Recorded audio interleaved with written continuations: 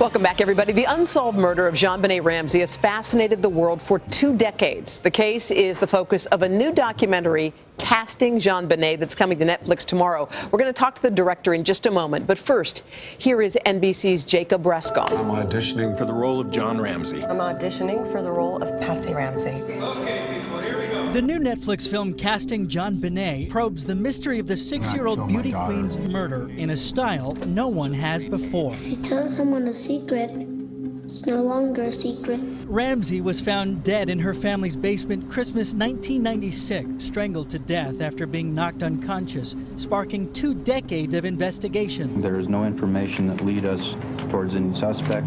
Suspicions. I did not kill my daughter, JonBenet. I did not have anything to do with it. And nationwide fascination. But 20 years later, there have been no real answers. The crime led to conspiracies about her parents, her 9-year-old brother, and strangers, including false confessions. A grand jury voted to indict her parents for felony child abuse, but they were never charged and were later cleared by the DA. Last year, her brother Burke, who also denied involvement, spoke exclusively to Dr. Phil.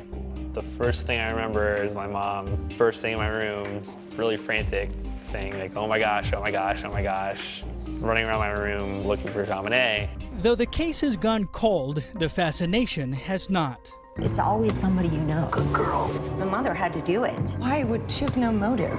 In the new film that pushes the boundaries of a documentary, local actors from the Boulder, Colorado area were asked to speak about the case, their emotional connections to it, and their conspiracy theories. Those open and honest audition tapes formed Casting JonBenet. Actually, the son. There's no way a 9-year-old could pull off a murder like this. A look into both the crime and the culture that obsessed over it. My name's Hannah, and I'm auditioning for the role of JonBenet Ramsey. Do you know who killed JonBenet Ramsey? Kitty Green, the director of Casting JonBenet, is with us now. Kitty, good morning. Good morning. Even just watching those clips, it's kind of cringy to watch young girls auditioning for the role of JonBenet. But the whole concept of this is auditioning for these roles, right? Tell us about it. Well, there's been numerous TV specials, there's been so many books, there's been so many films about JonBenet Ramsey that have been a kind of a whodunit, or how are we going to solve this? At this point, we don't know who did it. We don't know.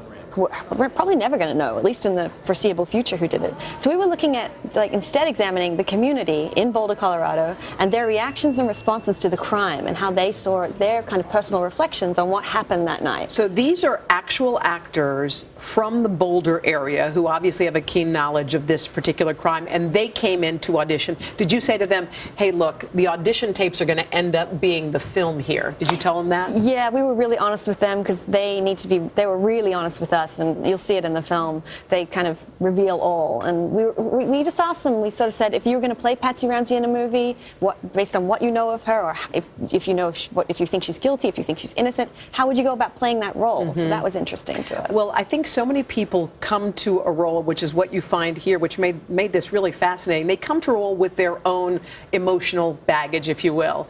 They've come either from a divorce or a broken family, or there are so many, or an illness or a passing.